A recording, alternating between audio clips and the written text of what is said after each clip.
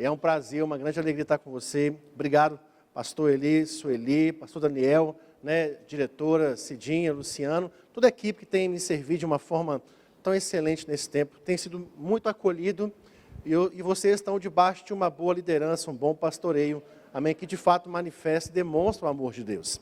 Então, quero também trazer um abraço da minha esposa, Fabíola, da minha filhinha Chloe para vocês, e da minha família Verbo da Vida, lá no bairro Santa Mônica. Eu hoje pastoreio uma igreja há 10 anos, lá na região da Grande Belo Horizonte. E eu queria conversar com você um pouco nessa noite sobre um tema, já quero deixar o tema aí para o pessoal da produção, que é: somos guardiões uns dos outros. Você pode repetir comigo? Somos guardiões uns dos outros. E eu queria que você abrisse comigo em Gênesis capítulo 4, versículo 8, por favor.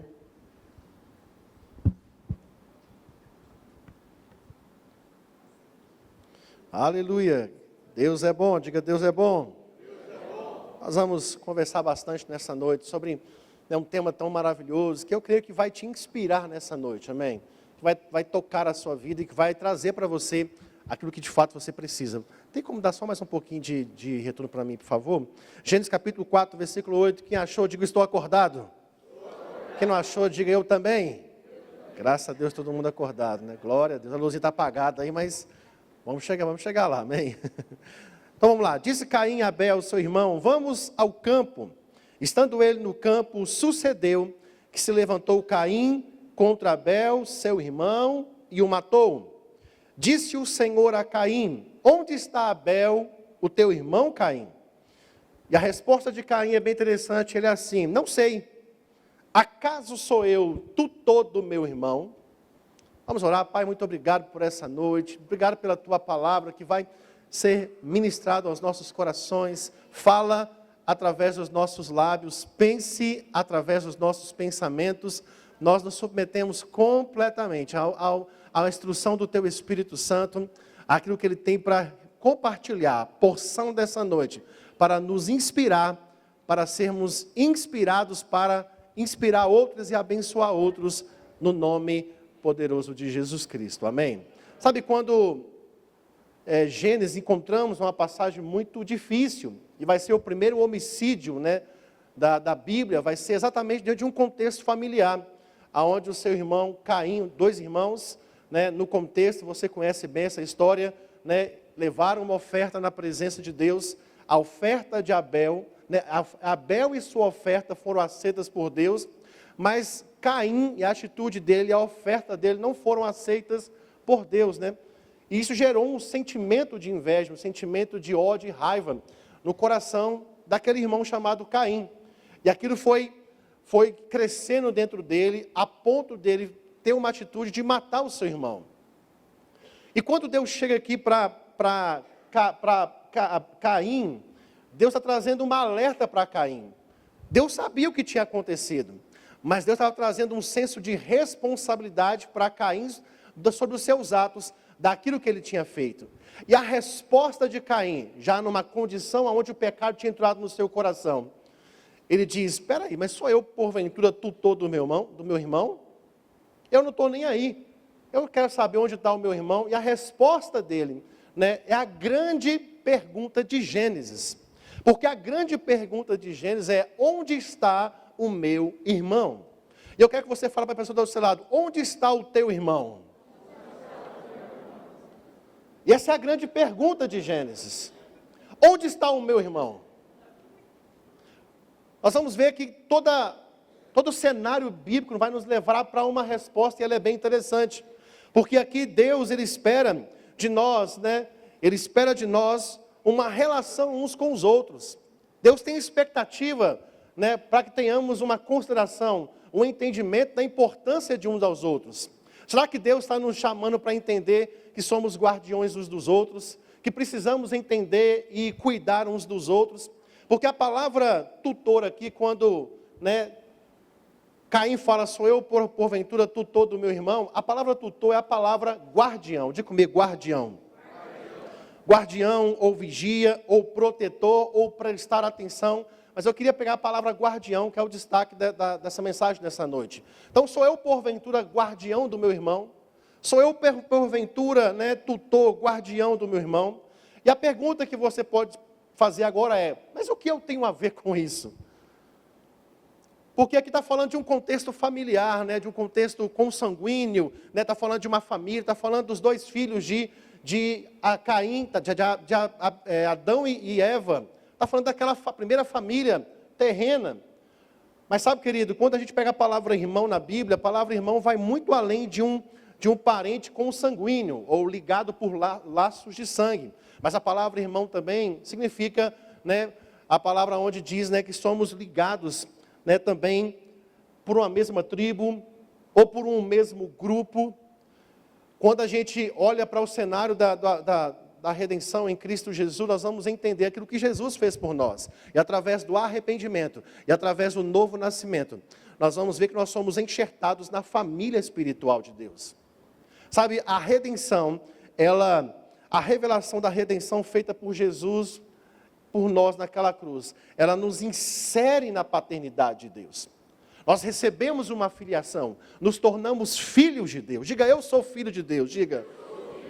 Sabe, você recebeu uma filiação, você recebeu uma consciência e uma realidade e uma verdade de paternidade. Deus se tornou o seu Pai Celestial. Jesus, enquanto esteve na terra, uma das coisas que Ele mais revelou foi a paternidade divina.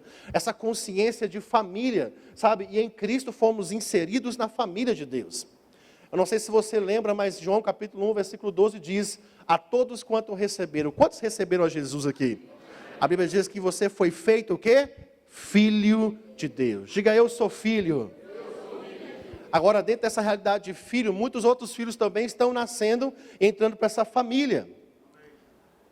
Vou citar alguns textos aqui, você pode anotar, para ganharmos tempo, mas lá em Gálatas capítulo 6, versículo 10 diz, por isso, enquanto tivermos oportunidade, façamos o bem, e a todos, diga comigo, a todos. Mas ele diz, principalmente os que são da família da fé. Então, as Escrituras nos trazem uma realidade, não de uma religião, não somente de uma prática religiosa, mas muito mais do que isso, de uma consciência de família. Nós fomos inseridos na família de Deus, fazemos parte da família real, somos irmãos uns dos outros. Aleluia. Vai comigo para 1 João, capítulo de número 3, versículo 11, por favor.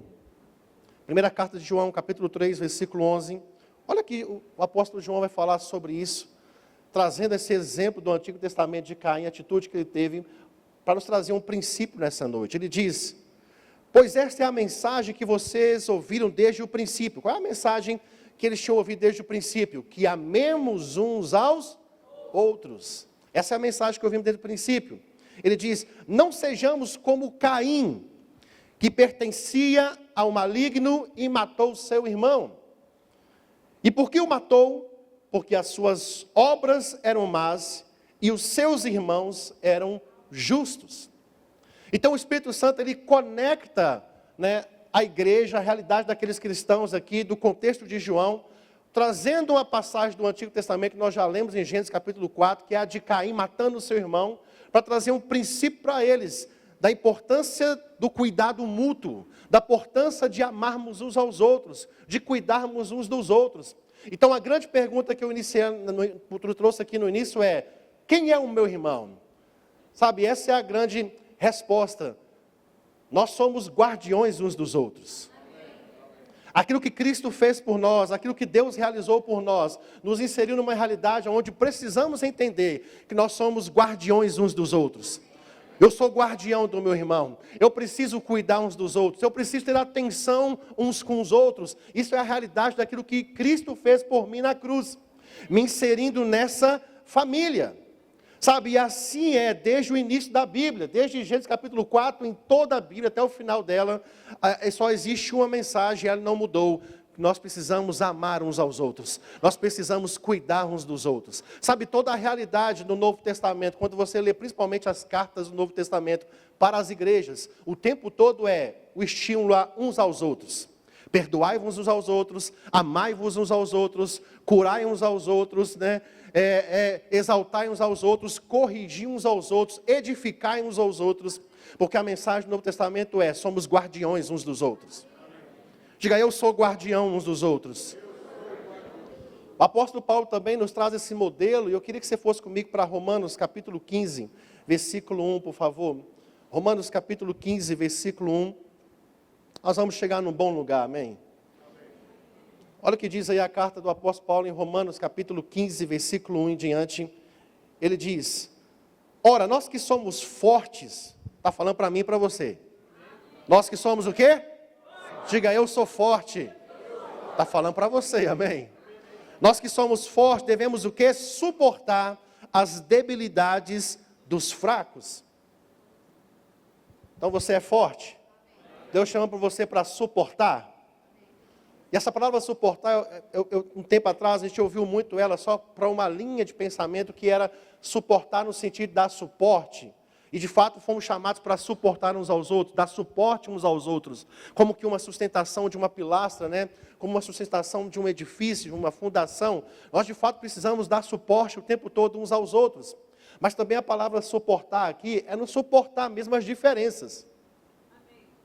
As debilidades do outro irmão, as fraquezas do irmão, as dificuldades daquela pessoa que não desenvolveu a sua fé. Então você precisa aprender a suportar uns aos outros.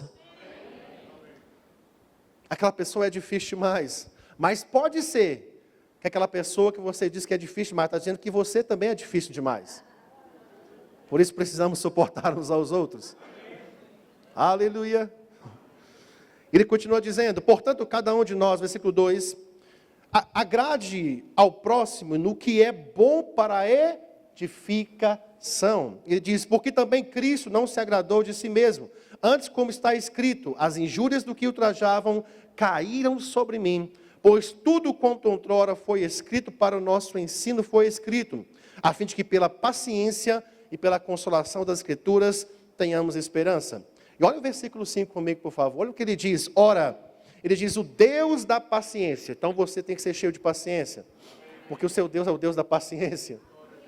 O Deus da paciência e da consolação vos concede o mesmo sentir de uns para com os outros, segundo Cristo Jesus, para que concordemente e a uma voz glorifique ao Deus e Pai de nosso Senhor Jesus Cristo. Olha o versículo 7. Portanto, acolhei-vos uns aos outros.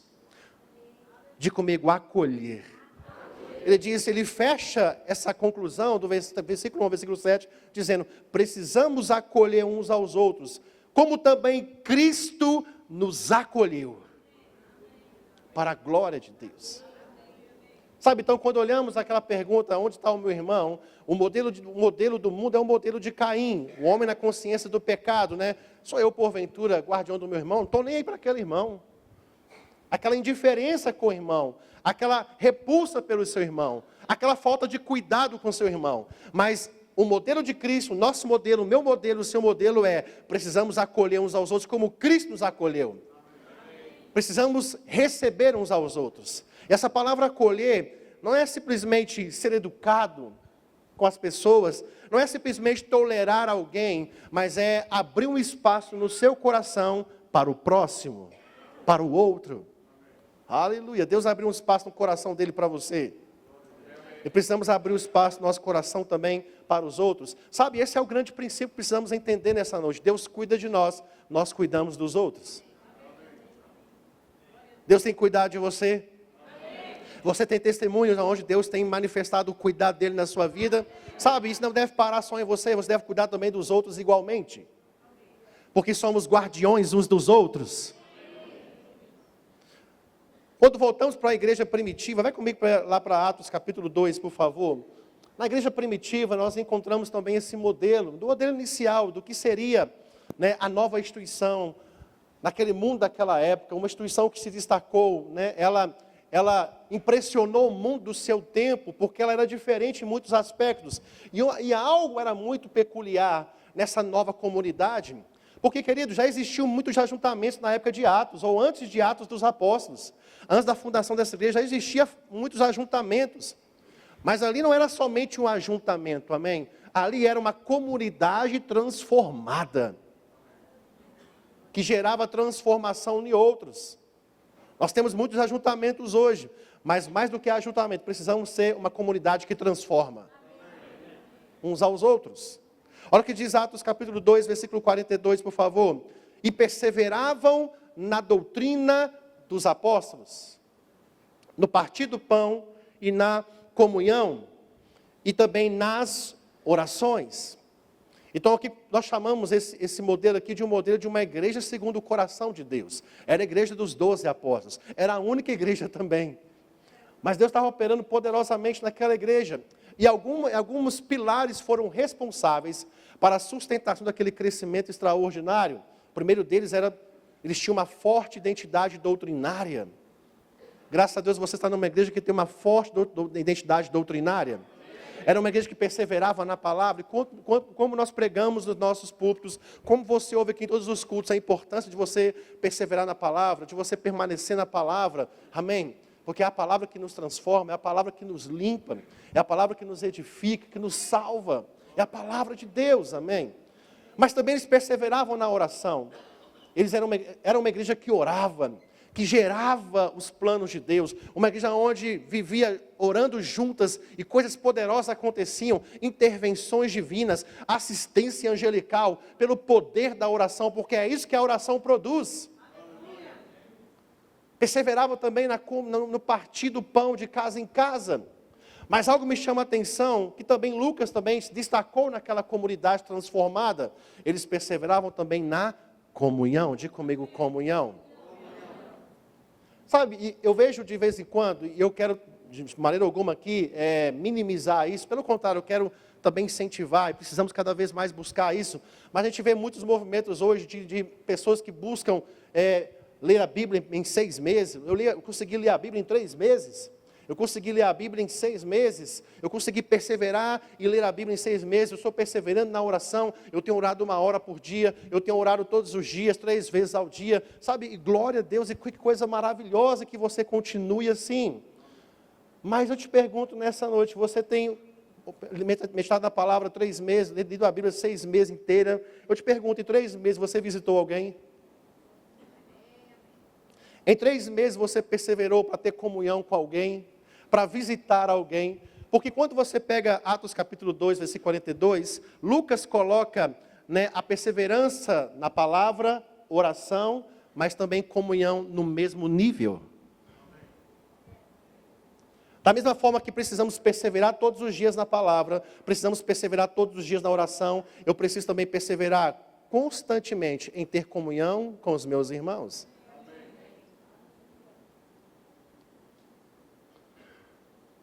Ter prazer por estar juntos, de perseverar em ter uma vida de comunhão com os meus irmãos, porque nós somos guardiões uns dos outros, e existe um poder na comunhão. Comunhão não é só reunir para comer.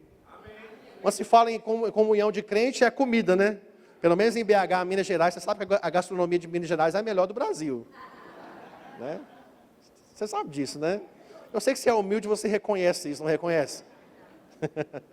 Estou brincando, mas é uma gastronomia, uma das melhores do Brasil. Amém?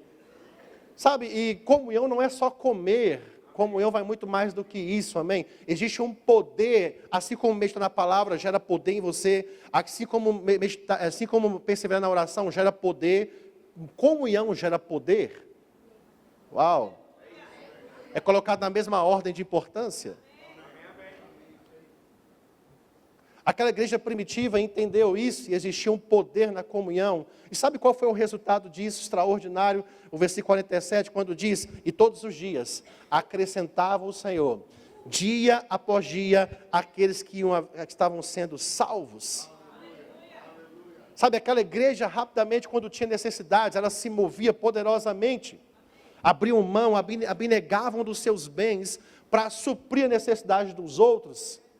Rapidamente se uniam para orar e coisas poderosas aconteciam, porque existia uma conexão que sustentava tudo, chamada comunhão.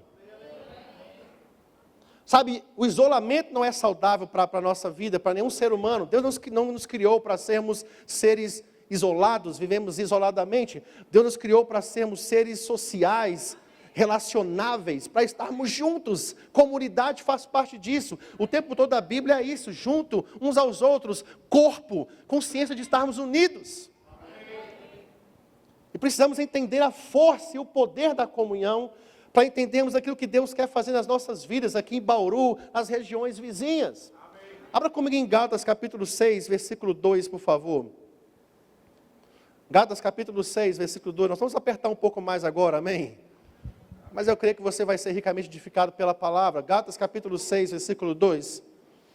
Olha o que diz aí, ele diz, levai as cargas, diga comigo, cargas. Ele diz, uns dos outros, e assim cumprireis a lei de Cristo. Sabe quando ele fala levar as cargas uns dos outros, né? É basicamente o que nós estamos falando nessa noite, é cuidar uns dos outros. É ser guardião uns dos outros, é isso que é levar cargas. É atentar, ter cuidado, atenção pelos outros. Sabe, Deus criou a comunhão, presta atenção nisso, Deus criou a comunhão para que fardos fossem divididos. A comunhão nos faz entender que fardos na comunhão são divididos. Ninguém precisa sofrer sozinho. Você tem um auxílio, você tem uma provisão, você tem uma força sobrenatural na comunhão com os irmãos, para que possa fardos serem aliviados. Para que fique mais leve isso, para que as coisas fiquem mais fáceis. Aquele que se isola, o autor de Provérbios fala algo interessante, uma realidade do nosso tempo. Aquele que se isola, busca os seus próprios interesses e é egoísta. Todo isolamento, querido, te leva para uma condição chamada egoísmo. Porque Deus quer que você, Deus te deu dons, Deus te deu talentos para você compartilhar, para você estar junto. Sabe, eu vou falar algo para você que pode te chocar, mas existem pessoas que não vão conseguir vencer sozinhas. E por isso Deus criou a comunhão. Deus que nos criou para sermos guardiões, para que possamos auxiliar uns aos outros, cuidar uns dos outros. Agora, o que eu posso carregar junto como fardo? Quais fardos eu posso carregar junto com meu irmão? Demonstrando esse cuidado. Por exemplo, eu posso carregar fardos com meu irmão emocionais. Uma geração tão afetada como a nossa na área emocional. É só você olhar todos os consultórios lotados, psicológicos, psiquiátricos. Graças a Deus, querido, pela misericórdia do Senhor, por ter levantado dons, e um deles é essa área profissional. A gente não de forma nenhuma, que a gente despreza isso, a gente ignora isso. Eu sei que tem profissionais da área aqui, mas eu penso que muitos fardos seriam removidos. Muitos nem sequer chegariam aos consultórios, se nós aprendêssemos mais a nos posicionarmos nessa posição de guardiões uns dos outros. De aprendermos a carregar os fardos uns dos outros emocionais. Eu acredito que grande parte deles não chegariam nem sequer a um consultório, porque já seria resolvido rapidamente, quando a gente aprende a cuidar uns dos outros emocionalmente, amém? Consolando aqueles que estão fracos, aqueles que estão desanimados, como a Bíblia diz, fortalecendo os joelhos trementes sendo fortalecidos, mãos cansadas sendo levantadas. Isso diz respeito a cuidado, a atenção uns com os outros. Sabe, fardos espirituais.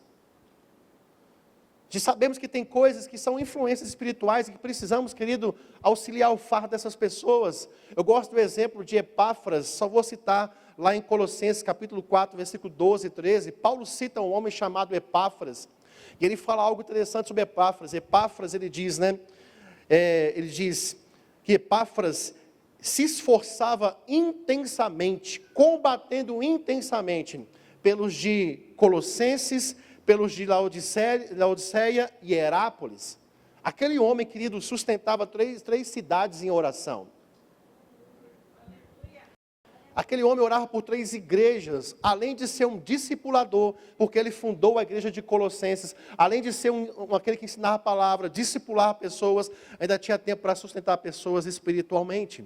Sabe, precisamos ser guardiões uns dos outros espiritualmente.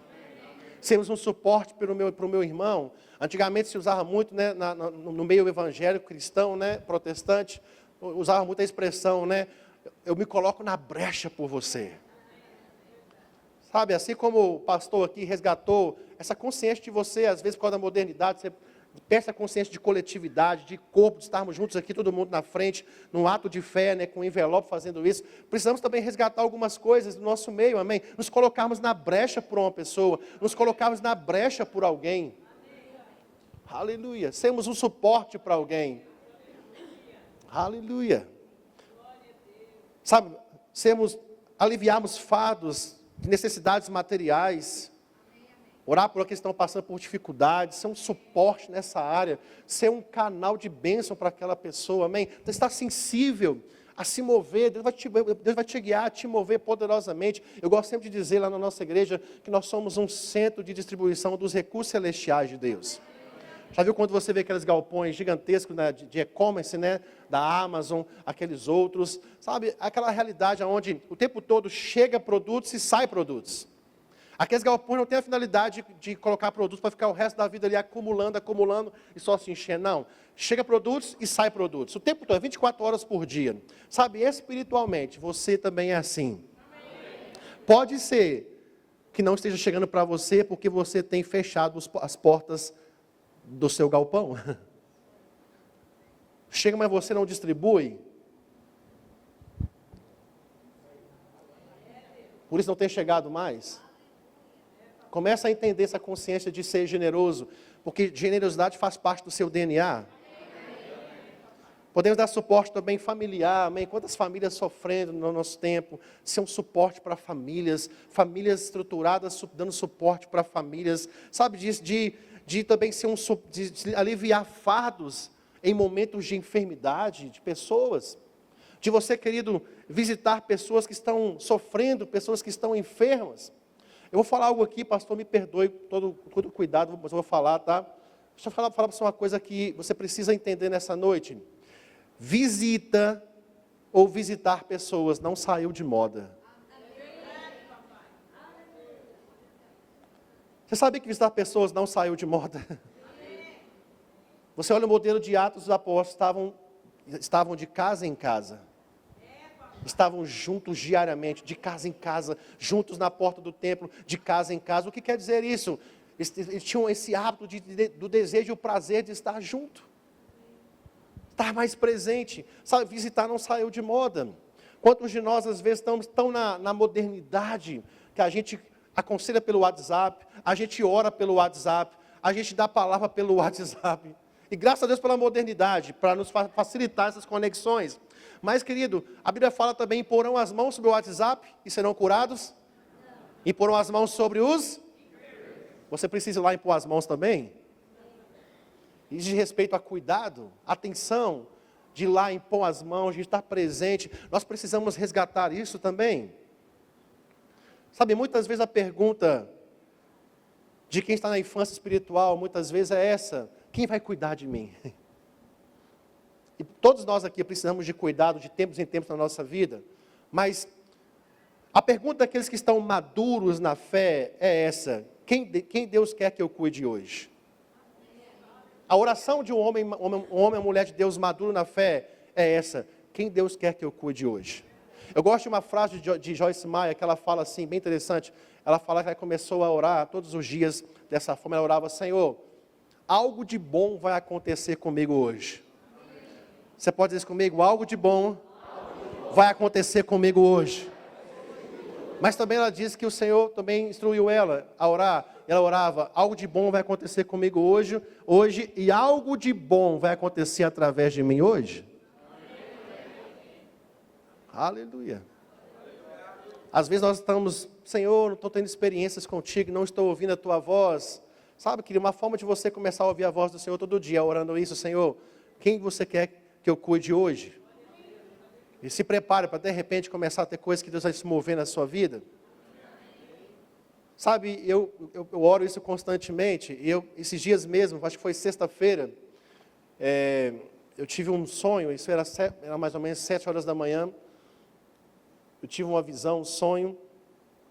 Naquele sonho era muito real. Eu fui projetado para um lugar. Eu estive naquele lugar no espírito de intercessão. E era como se fosse uma escola. E era um lugar muito esquisito, muito feio.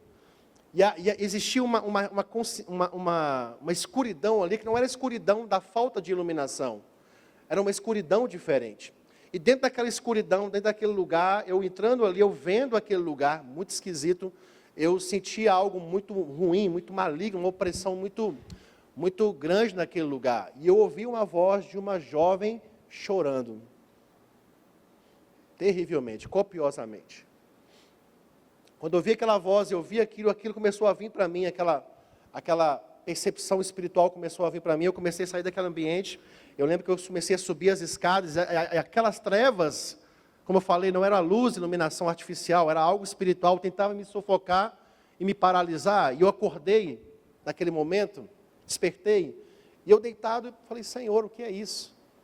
Na mesma hora o Senhor falou comigo que tem uma jovem nesse momento em perigo.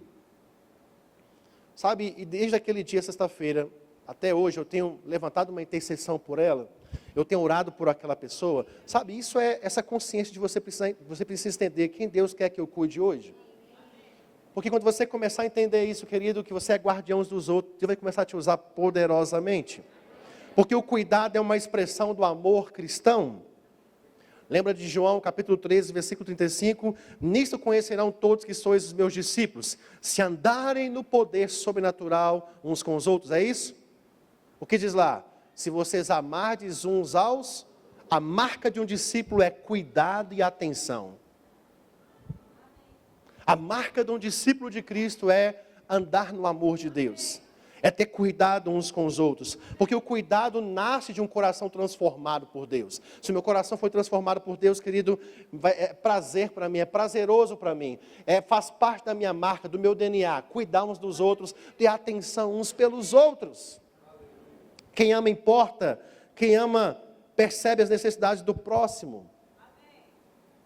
Lá em 1 João, capítulo 3, versículo 18, diz, só vou citar alguns versículos, filhinhos, não amemos somente de palavra e de língua, mas amemos por obras e em verdade. Eu gosto desse versículo da versão da Bíblia NVT, a nova versão transformadora, que diz, filhinhos, não nos limitemos a dizer que amamos uns aos outros, demonstremos essa verdade por meio das nossas ações. O amor nos leva a fazer algo. Se você diz que ama, alguma coisa tem que sair de você. Se você diz que ama e nada sai de você, tempo, atenção, recurso financeiro, se nada sai de você, isso não é amor? E é isso que João está dizendo aqui. Vai comigo para Mateus 9,36, nós estamos caminhando para encerrar. Mateus capítulo 9, versículo 36, por favor. Vamos ver o exemplo de Jesus, nosso maior modelo de guardião dos outros. Mateus 9,36 diz, vendo eles as multidões, compadeceu-se delas, porque andavam cansadas e desgarradas como ovelhas que não têm pastor. Dois princípios interessantes aqui que eu quero trazer para você nessa noite. O primeiro deles, ovelha cansada e desgastada é falta de pastoreio. Graças a Deus por nenhum amém, mas é verdade. Se você é uma ovelha que está andando só cansada e sobrecarregada, isso provavelmente é falta de pastoreio. Porque Jesus revela, a ovelha cansada e desgarrada e cansada é ovelha que não tem pastor. Você precisa colocar debaixo de um pastoreio, do seu pastoreio, do pastoreio que Deus te confiou, dos pastores e a liderança que Deus te confiou. Isso é segurança para você. Aleluia. Mas o primeiro ponto é que Jesus viu as multidões e ele se compadeceu delas. Perceba que quando Jesus viu, porque o ponto-chave do cuidado, nós vamos entrar um pouco mais agora nisso, da atenção também, de entendermos que somos guardiões dos outros, não é só ver. O cristão anda além somente do ver, do enxergar o outro. Algo precisa acontecer mais do que ver, enxergar. E aqui diz que ele se compadeceu, ele se moveu em compaixão.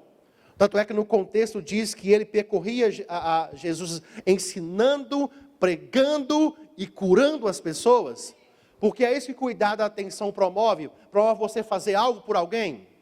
Não é só ver a necessidade, não só viu o sofrimento, não só viu ovelhas desgarradas, mas ele se moveu por fazer algo por elas. É esse que cuidado faz. Amém. Jesus enxergava além das aparências. Sabe, e eu quero trazer algo para você nessa noite, sabe? A igreja, ela deve ser um lugar onde as pessoas não vão caminhar sozinhas. Se você está na igreja, se você hoje é membro dessa igreja, se você está plantado nesse lugar, você precisa entender isso, você não pode andar sozinho. Você precisa andar uns com os outros, andar com seus irmãos. A igreja não é o lugar das pessoas andarem sozinhas, é o lugar de andarmos conectados ao meu irmão, uns com os outros, amém? Ser um suporte para o meu irmão, isso faz parte de ser igreja. Sabe, o segundo ponto para caminharmos para essa finalização dessa mensagem é ser guardiões uns dos outros, envolve cuidado, já vimos o primeiro ponto, cuidado. Mas não só cuidado, mas também atenção. Diga comigo, atenção. Fala para o seu irmão, atenção. A atenção nos faz enxergar as necessidades dos outros. E eu vou te provar isso na Bíblia. Sabe, tem muita gente, querido, hoje, eu digo no contexto de igreja, no nosso contexto, sofrendo, né, em silêncio. Muita gente que está frequentando os cultos, vindo nos cultos, né, até cantam, até levantam as mãos, até fazem orações, mas carregam lutas profundas. Por isso Deus nos chamou para estarmos atentos. E a atenção é algo que tem sido roubado na nossa geração, principalmente dentro do contexto cristão, do contexto religioso, porque a atenção vai fazer com que estejamos sensíveis para enxergar as pessoas, a necessidade das pessoas. Olha o que o apóstolo Paulo fala em Filipenses, capítulo 2, versículo 4, por favor. Lá em Filipenses 2, 4 diz, estão acompanhando aqui atrás no telão? Diz, não atente cada um somente para o que é seu. Sabe, quando você tem uma atenção naquilo que é seu, você chega em grandes lugares, sim ou não? Quando você tem atenção, posso colocar para uma palavra mais moderna, foco, que é a mesma coisa, atenção, foco. Quando você tem atenção em algo para você, você coloca foco, você coloca atenção, você se move, você faz o possível e o impossível, por assim dizer, para alcançar aquilo, aquela viagem dos seus sonhos, né? aquela casa que você tanto almejou, aquele projeto seu, aquele empreendimento, aquilo acontece, porque você colocou atenção naquilo que é seu, e a atenção gera um impulso, uma capacidade, amém, uma força para fazer aquilo ser conquistado. E o apóstolo Paulo, inspirado por Deus, sabendo disso, ele diz, olha, não tenha atenção somente em você, mas também naquilo que é do outro. Porque se eu colocar a mesma atenção, o mesmo foco na necessidade dos outros, problemas serão solucionados. O que eu vejo hoje em dia, no nosso meio hoje em dia, atual, eu digo lá em Belo Horizonte, não aqui em Bauru, amém? Lá em BH, na nossa região, é que tem muito crente fugindo de problema. É verdade. Crente não pode mais ouvir problema. Estou passando por problema demais, pastor. Ó céu, ó trevas, ó dia. É muito problema. Eu quero ouvir mais problema, não quero ouvir problema. Mas sabe, você foi criado para ser um solucionador de problemas. Você foi ungido para resolver problemas. Se o problema está chegando para você, é um grande sinal de que você tem capacidade de resolvê-los. Com a graça de Deus, pelo poder da graça dEle, da palavra dEle. Então, você precisa atentar também para aquilo que é do outro. A atenção é algo que nós precisamos, querido, resgatar. Dar atenção nos nossos dias, porque a atenção é o que vai fazer a gente enxergar além do superficial, além dos filtros e começar a enxergar a real necessidade, enxergar os reais problemas. Nós estamos sendo muito distraídos.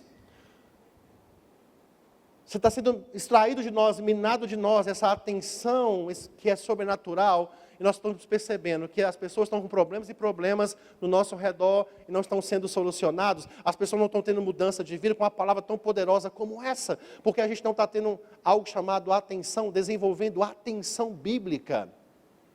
Eu estava vendo esses dias, para quem é da modernidade aí, explodiu esses dias aí no Brasil, né? Um jovem, né? Um rapaz, na verdade um homem, né? Chamado Lincoln. E ele trouxe ele gravou um vídeo no ponto de ônibus, revoltado, insatisfeito com a realidade do Brasil, a realidade do mundo hoje, esse mundo corrompido, trabalhava, dizia que era um trabalhador, né? Quem viu isso aqui pelo menos uma vez? Viu assim, rapidamente um rio, alguma coisa? né, isso inundou as redes sociais nesses dias, e ele revoltado, chorando, ele se humilhou, desabafou, colocou publicamente. E aí, poucos dias depois, isso né, se espalhou, viralizou, o termo hoje moderno é viralizou, né? Viralizou e chegou no celular de alguns grandes empreendedores do Brasil, homens bilionários, né, do Brasil hoje. E um deles se moveu, né, e entrou em contato com ele. E aí rapidamente foi lá, se moveu, deu atenção para ele, foi lá, pegou ele, levou ele de helicóptero, levou para a casa dele, jantou com a sua família, foi lá, deu um terreno para ele, vai construir uma casa para ele, né, já inseriu ele em cursos, já caminhando com ele, e aí aquele cara já começou a mudar. Você vê hoje, né, se você vê lá a rede social dele, já está falando igual e andando igual aquela pessoa que está influenciando ela. Eu não estou aqui, querido, querendo debater ou discutir com você motivações do coração. Mas algo, né, que aconteceu ali que precisamos entender, além de qualquer tipo de motivação, certo ou não, a gente está aqui discutindo isso, é a atenção. Diga comigo, a atenção. Quando a atenção chegou ao coração daquelas pessoas, e outras pessoas estão se conectando àquele jovem, estão ajudando ele, estão investindo nele, né, na família dele, quando a atenção ela é direcionada para alguém, há uma transformação. Diga comigo, atenção. Sabe, as pessoas estão carentes hoje no mundo de hoje. As pessoas, elas estão carentes de atenção. Isso em todas as esferas e segmentos da sociedade, principalmente dentro das igrejas. Sabe, o mundo ele se apropriou de um princípio bíblico e secularizou esse princípio, né, que nós chamamos hoje de network. Quem já ouviu falar a palavra network? As pessoas pagam caro e caríssimo para fazerem cursos, né, para investir em cursos que trabalham a questão do network. Sabe, network é simplesmente cuidado e atenção. Porque o cuidado e a atenção conecta, transforma, gera mudança, dá oportunidade, investe. Sabe, esse cuidado e essa atenção que eu e você precisamos nos nossos dias. Eu queria rapidamente que você abrisse comigo em Lucas capítulo 10, versículo 25, por favor. Lucas capítulo 10, versículo 25. Eu quero fazer questão de ler essa passagem para você. É uma passagem muito conhecida, mas pouco também às vezes pregada nas nossas igrejas, pelo menos na nossa região lá de BH. Mas eu queria ler para você Lucas capítulo 10, versículo 25. E eis que certo, você achou? Todos acharam? Eis que certo homem, intérprete da lei, se levantou com o intuito de pôr Jesus à prova. Então a intenção desse rapaz aqui, um cara muito conhecedor da Bíblia, muito dedicado, estudioso, já havia feito vários cursos, né, daquela época, daquele contexto do judaísmo, um cara muito conhecedor, muito religioso, muito devoto. Ele vai colocar Jesus à prova aqui, e ele vai dizer, mestre, versículo 26, o que está escrito na lei, como interpretas? Jesus perguntou para ele, o que está escrito na lei, como interpretas? Voltando aqui para o contexto, desculpa. Ele diz, o que farei para herdar a vida eterna? Essa foi a grande pergunta daquele religioso, de um homem muito conhecedor da Bíblia. O que eu farei para herdar a vida eterna? Então Jesus lhe perguntou, o que está escrito na lei, como interpretas? E isso lhe respondeu, amarás o Senhor teu Deus de todo o teu coração, de toda a tua alma, todas as tuas forças, todo o teu entendimento, e amarás o próximo como a ti mesmo. Então Jesus lhe disse, né, rapaz, você é o cara, uma linguagem moderna, né, você é o cara mesmo, viu? Você conhece muito bem a Bíblia. Ele fala, o Senhor Jesus respondeu, faze isso e viverá. Sabe, o problema nosso às vezes é que a gente fala demais. E se a gente fala demais, vai ouvir muitas coisas que a gente não quer ouvir. Lá em Provérbios diz que quem fala demais acaba cometendo pecado. E porque ele insistiu ainda e perguntou mais uma coisa para Jesus, ele vai perguntar, querendo justificar-se, ainda perguntou, quem é o meu próximo? Jesus prosseguiu dizendo, certo homem descia de Jerusalém para Jericó e veio a cair nas mãos dos salteadores, os quais depois de tudo lhe roubarem e lhe causarem muitos ferimentos, retiraram-se deixando quase morto. Então Jesus conta uma história onde, né, estava descendo um homem para aquela região de Jericó, ali ladrões pegam ele, né, roubam ele, batem nele de forma violenta, deixando ele praticamente quase a morrer naquela estrada, sozinho, né? Ali sofrendo, agonizando. E Jesus continua contando a história. Casualmente descia um sacerdote. Diga comigo, sacerdote. E você sabe que o sacerdócio que Jesus traz aqui como exemplo é a representação daquele sacerdote, né, do Antigo Testamento, aquele homem que vivia uma vida de consagração a Deus, o homem que vivia uma vida como intercessor entre Deus e os homens, intermediava pecados, os pecados da nação, os pecados dos seres humanos. Era aquele que tinha que estar numa posição, né, de mais busca de consagração, de mais busca de conhecimento da palavra, sensível ao Senhor. Mas esse camarada passa por aquela estrada, vê aquele homem, diga comigo, ele viu. Ele vê de longe e ele passa de longe. Da mesma forma também Jesus continua dizendo, semelhantemente um levita descia por aquele lugar e vendo também passou de largo. E você sabe que o levita não é o levita aqui hoje dos músicos, amém? É por isso que aqui não chama ministério dos levitas, porque levita é quem fica levitando. Estou brincando, amém?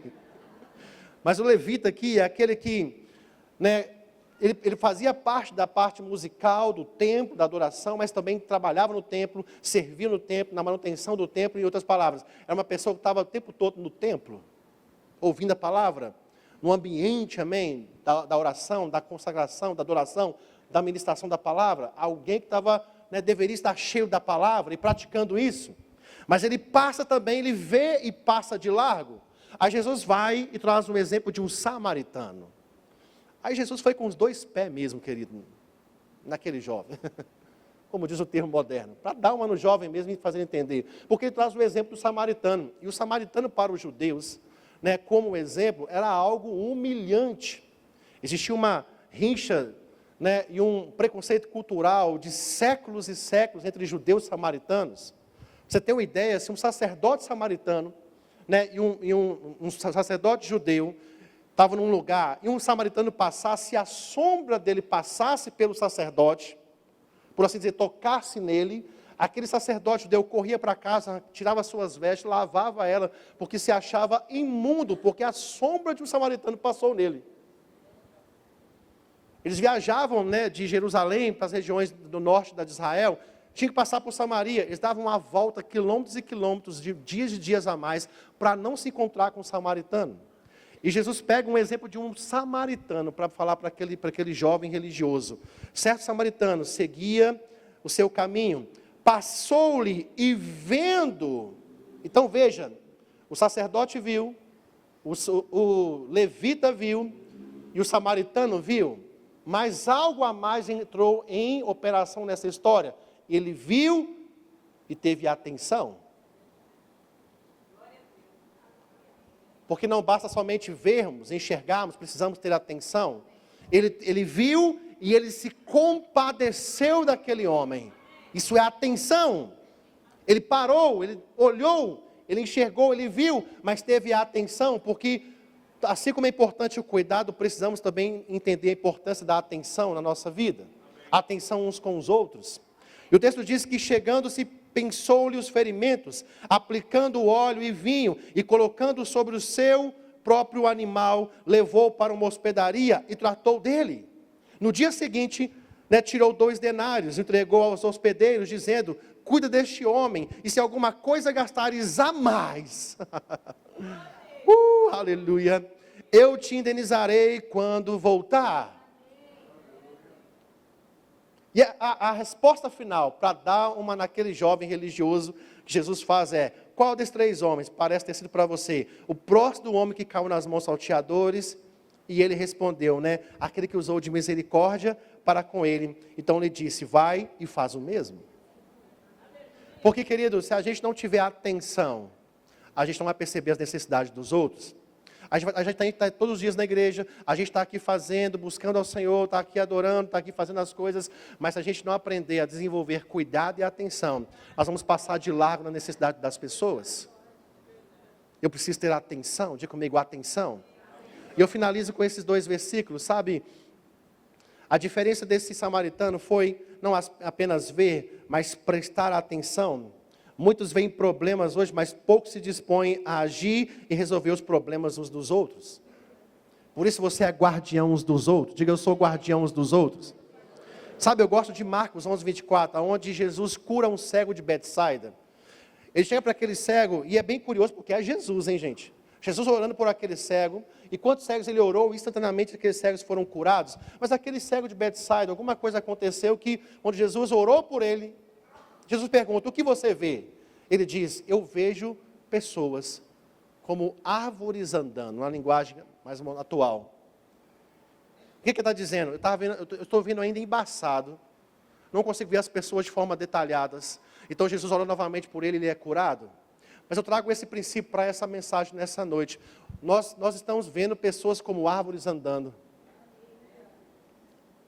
Não estamos enxergando direito, não estamos vendo a necessidade real. Eu te pergunto, você sai daqui de Bauru, que agora é daqui da igreja, amanhã, segunda-feira, você fica o tempo todo olhando árvore? Quem faz isso aqui, levanta a mão, eu vou orar por você. Você fica o tempo todo vendo árvore na rua? A não ser que você atua na área, um botânico, né, ou algo assim, trabalha na profissão, amém? Você passa o tempo todo por árvore, sim ou não, gente? Você nem às vezes vê uma árvore passando por perto de você ou algo assim. Do lado da sua casa você não enxerga uma árvore às vezes. Porque para você é algo insignificante, por assim dizer, não tem o foco da sua atenção. E nós estamos hoje assim, vendo pessoas como árvores andando. Sabe, nós somos guardiões uns dos outros. Precisamos entender que nós precisamos ser guardiões uns dos outros. E guardiões cuida. Guardião dá atenção. Como eu falei, fecho novamente, visitar não saiu de moda. Nós precisamos, querido, estar mais juntos. Precisamos cuidar uns mais dos outros. Precisamos, querido, entender a força e o poder de sermos guardiões uns dos outros. Sabe, nós vamos começar a experimentar transformações sobrenaturais, experiências e milagres extraordinários. Todo dia chegando gente nova nas nossas igrejas. Se simplesmente começarmos a ter mais cuidado uns com os outros e atenção uns com os outros. Você recebe essa palavra? Você pode ficar de pé comigo, eu quero orar por você, amém? Aleluia. Glória a Deus, somos guardiões uns dos outros. Você não vai mais como Caim, vai sair daqui mais como Caim, amém? Quando eu perguntar, cadê o seu irmão? Sou eu porventura, né? Tutor do meu irmão, guardião do meu irmão. Eu não estou nem aí para o meu irmão, eu não quero saber, eu não tô, já ajudei, já fiz isso, né? Eu já tentei, não muda, já desisti. Essa é a atitude de Caim, o modelo do mundo, o modelo de Caim. Mas o modelo de Cristo Ele nos acolheu. Amém. Fomos aceitos, fomos acolhidos, somos guardiões uns dos outros. Sabe, sai daqui hoje, decidido a começar a perseverar mais na comunhão uns com os outros. De você ser um guardião do seu irmão. De você começar a orar mais, não para orar somente para o raio da sua atenção, para as suas necessidades, mas começa a orar, Pai, a quem Deus quer que você cuide hoje, que eu cuide hoje. Deus, quem quer que você cuide hoje? E se prepara para experiências sobrenaturais.